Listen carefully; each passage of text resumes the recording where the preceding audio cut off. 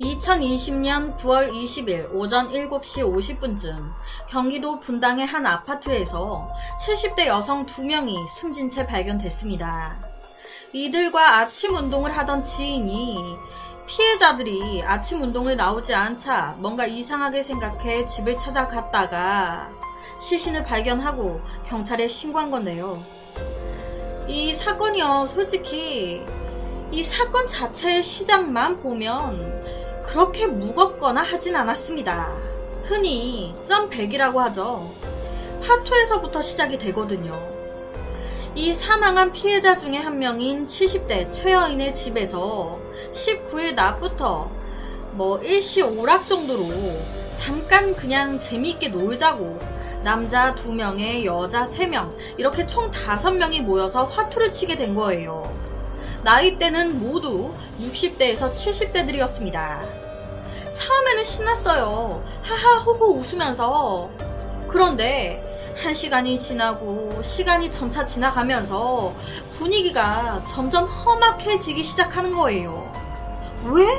69세 김씨가 돈을 잃고 있으니까. 이 김씨 성격이 엄청 난폭한 사람이었어요. 그런 사람이 돈까지 잃어가니 점점 막 욕을 하기 시작하면서 분위기를 다 흐리고 자빠졌네. 아이씨, 아무리 내가 점100이라도 기분이 너무 안 좋아. 이대로는 내가 속이 안 풀려. 그래서 이때 김씨가 점100 말고 점500으로 올려 합시다 제안을 한 겁니다. 당연히 점500으로 올리면 판돈도 따라 커지죠. 솔직히 그냥 재미로 치는 거니까 안 올리고 점100으로 계속 쳤으면 했어요. 그런데 이 김씨가 막 욕을 해대면서 화를 내면서 올리자 하니 다들 분위기에 못 이겨서 알겠다고 점500으로 올린 거예요. 그럼 판돈을 올렸으니 이 김씨 땄을까요? 아니요, 더 잃은 거예요. 여기서 문제가 계속 칠 수 없잖아요. 아니, 잘 쳐서 따든가. 시간이 시간인지라 저녁 늦은 시간이 다가오는 거예요. 저녁 7시가 넘어가. 그러니까 이때 이 5명 중에 한 명인 70대 정여인이 아우, 나 방금 우리 딸한테 전화 왔는데 나 지금 집에 가봐야 될 것 같아. 이제 그만 칩시다 라고 말을 한 거예요. 이게 문제가 된 겁니다. 이 정여인 여기서 돈을 제일 많이 땄는데 20만 원이나 땄는데 내 돈 다 그렇게 긁어가더니 와, 이제 내 뺄라고 하네. 김씨 완전히 빡친 겁니다.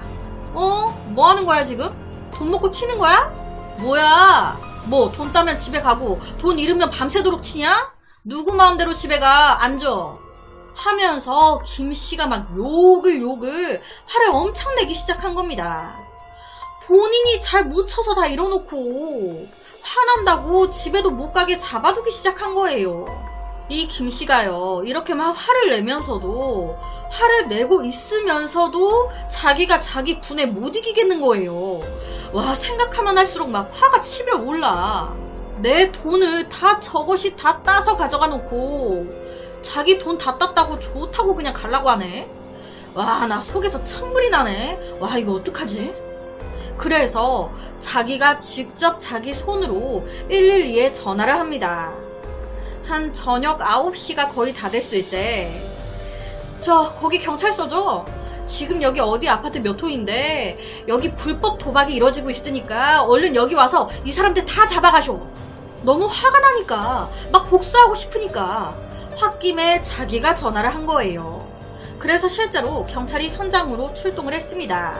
그런데 경찰이 딱 와서 봤을 때 판돈도 점100으로 했다가 올렸다 해도 점500 같이 친 나머지 사람들도 그냥 재미로 친 거라고 하고 분위기도 불법 도박이라고는 좀 보이지 않고 그랬다 보니 경찰은 입건을 하지 않고 여기서 수사를 멈춥니다. 아이, 싸우지 마시고 이거 그만하시고 다들 집으로 들어가세요. 그러고 경찰이 그냥 간 거예요. 아니, 이 김씨 입장에서는 이 사람들 잡아가라고 열받아서 신고를 했단 말이에요. 그런데 경찰이 오더니 그냥 가네. 이 모습에 김씨 더 열이 받은 거예요. 와, 막 더 천불이 나네. 아씨, 이것들. 와씨, 내가 가만두나 봐라. 그래서 이번에는 집 안에 있던 과도를 집어든 겁니다. 이 사건 장소가 최여인 집이었어요. 최여인 집에 있는 과도를 집어든 거예요. 칼 들고 최여인 집 현관문 앞에 딱 지키고 서서 지금 이 문 밖으로 나가는 놈들 싹 다 내가 죽여버리라니까 그렇게 알아. 지금부터 아무도 못 나가. 어디서 내 돈만 홀랑 먹고 튀려고? 내가 그 꼴은 못 보지. 아무도 못 나가. 내가 싹 다 죽이고 나도 할복할 거야. 와, 이렇게 얘기하는데 얼마나 무서워요. 그런데 이때 다시 김씨는 돌연 자기가 직접 다시 경찰에 전화를 합니다. 한 손에 과도 칼을 딱 든 채로 내가 지금 손에 칼을 들고 있는데 여차하면 그냥 내가 콱 찌를 것 같으니까 얼른 와서 날 체포해 가라. 자기가 직접. 그래서 두 번째로 다시 경찰이 현장으로 와서 김씨를 특수 협박 혐의로 체포합니다. 분당 경찰서로 데리고 가서 조사까지 해요. 하지만 당장 구속할 사유는 없다고 판단. 2시간 만에 경찰은 다시 풀어줍니다. 조금 특이하죠? 2번이나 자기가 자기 손으로 전화를 한 거예요. 여튼 그렇게 경찰서에서 풀려난 김씨. 어디로 갔을까요? 아니, 그 화투가 뭐라고. 제가 봤을 땐 화투도 화투지만 뭔가 처음에 자기가 경찰에 직접 전화했을 때도 그냥 경찰이 대수롭지 않게 생각하고 그냥 갔죠. 2번째로 칼을 들고 위협했고 이때도 자기가 전화해서 경찰 와서 체포돼서 조사까지 받았죠. 하지만 얼마 안 가 다시 풀려났습니다. 자기가 직접 전화를 다 하긴 했지만 뭔가 조사 받으려고 왔다 갔다 하고 뭔가 이러는 과정 자체도 좀 분노의 일부분으로 작용하지 않았을까. 이런 과정에서 더더더 화가 치밀지 않았을까.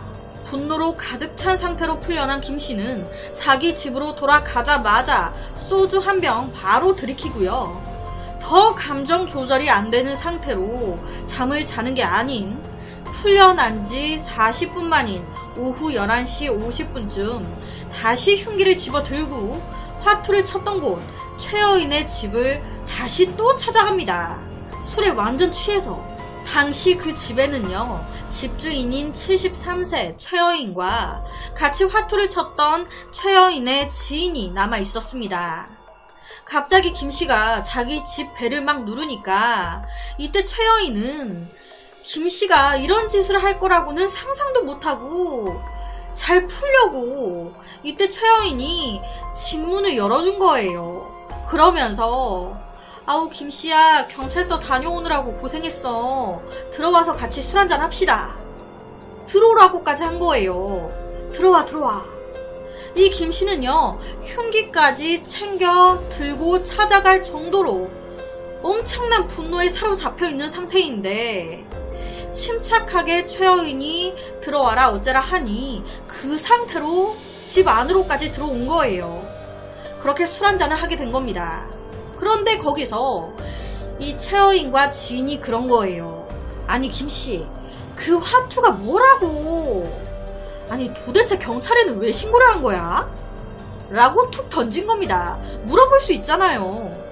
그런데 술도 먹었겠다. 그때 얘기를 다시 꺼내니 와, 또 열받네.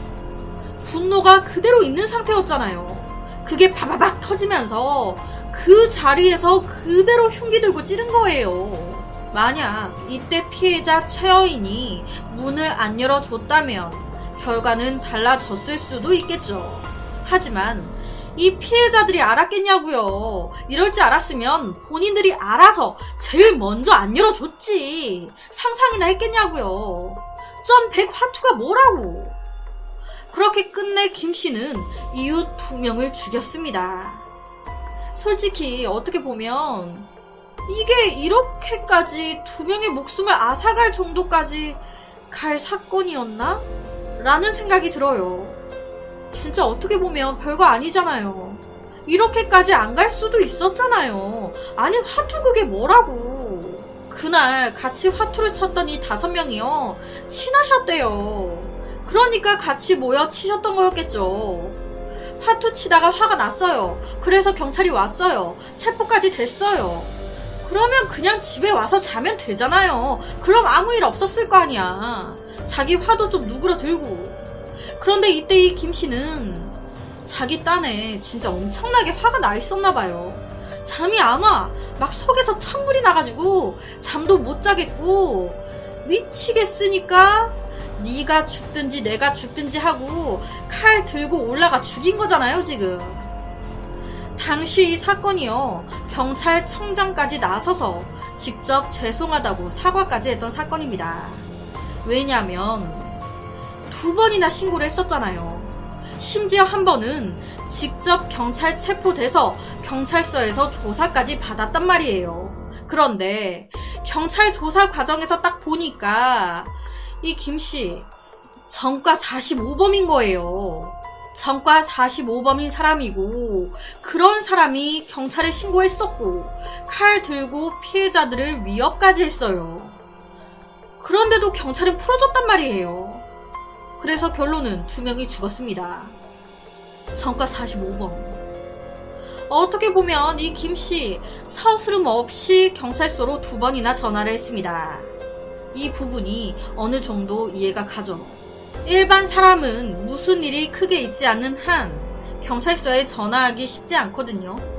하지만 이 김씨는 전과 45범.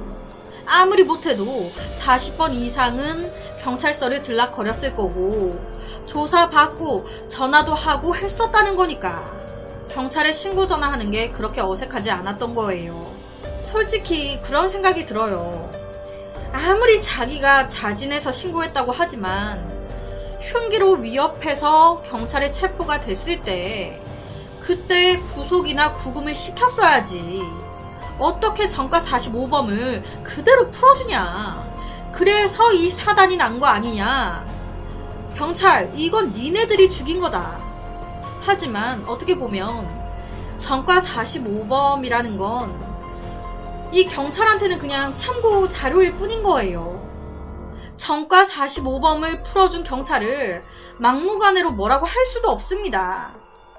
전과가 45범이긴 하지만 현재 이 사건으로 김씨가 체포돼 왔을 때는 뭐 누구를 죽이거나 때리거나 한 게 없었다 보니 구금, 구속시킬 명분이 딱히 없어서 그래서 다시 풀어준 건데 하지만 좀 아쉬운 점은 있어요. 구속은 뭐 그래요. 힘들 수 있었다고 쳐요. 하지만 이때 경찰이 어쨌든 흉기로 협박을 받은 피해자가 있잖아요. 그 피해자들한테 이 남자 전과 45범이고 지금 분노가 상당하다. 좀 조심해라. 혹시나 찾아와도 오늘은 만나시는 걸 피하는 게 좋을 것 같다. 라든지 좀 위험에 대한 고지를 해줬었다면 전화로라도 좀 해줬었다면 최 여인이 아무것도 모르고 이렇게 문을 열어줬다가 변을 당하는 일은 발생하지 않았을 수도 있지 않았을까요? 결과는 모르는 거지만 경찰의 대처에 약간의 아쉬움은 있습니다. 경찰에 체포된 김씨는 계획적으로 죽인 거 아니다. 같이 술을 먹다가 순간 너무 화가 나서 죽인 거다 라고 주장했습니다. 김씨의 변호인 역시도 김씨 열심히 살아온 사람입니다. 선처를 부탁드립니다 라고 얘기했어요. 그런데 열심히 산 게 전과 45범입니까? 열심히 산 사람이 결론은 무고한 2사람을 죽입니까? 정말 열심히 산 거 맞습니까? 열심히 산 게 전과 45범이에요? 전과 45범인데 열심히 살았다고 한다면 정말 열심히 사시는 분들은 이거 너무 허탈해지는데. 앞서 말씀드렸지만 경찰서에서 풀려난 후 김씨는 자기 집에서 흉기를 챙겨 최 여인의 집으로 갔습니다. 그리고 다시 술자리가 이어졌고 그 자리에서 김씨는 최 여인을 포함 총 2명을 칼로 찔렀어요. 이 피해자 2분 중에 한 분은요. 숨이 꽤 오랫동안 붙어 있었습니다. 꽤 오랫동안 살아 계셨어요. 그때라도 정신 차리고 119에 신고를 해줬었더라면 사실 수도 있었습니다. 하지만 김 씨는 이때 그대로 피해자들을 두고 자기 집으로 돌아갔습니다. 그리고 자기 옷을 빨았어요. 증거인멸을 시도한 거예요. 정말 이게 우발적이었던 걸까요? 재판부는 우발범죄? 웃기지만 너는 풀려나자마자 흉기 들고 피해자 집에 갔어. 이게 어떻게 우발적이니? 죽일 생각으로 들고 간 거지. 그동안 너는 충동적인 그놈의 성격을 조절하지 못해서 수십 차례 폭력 범죄를 저질러 왔어. 그렇게 전과 45범이 됐지. 나이가 70인데 끝내 살인까지 해? 아직도 정신을 못 차렸구나. 사회적으로 장기간 격리시킴으로써 이에 상응하는 책임을 물어야 할 것이야 해서 징역 35년을 선고했습니다. 징역 35년. 2명이 죽었는데 전과 45범인데 35년? 그런데요 여러분, 이 김씨가 69세였어요. 70세 할아버지. 사실상 35년은 김씨에게 종신형이나 다름이 없습니다. 100살이 넘어서 나오는 건데 현실적으로 이건 불가능하잖아요. 죽어서 나오겠죠. 제가 돼서. 참, 이렇게 허망하게 사람 목숨이 갈 수가 있습니까? 점 100원, 그 화투가 뭐라고. 그래서 오늘은 분당에서 벌어진 정말 너무 안타까우면서도 화가 나는 한 살인사건을 가지고 왔습니다.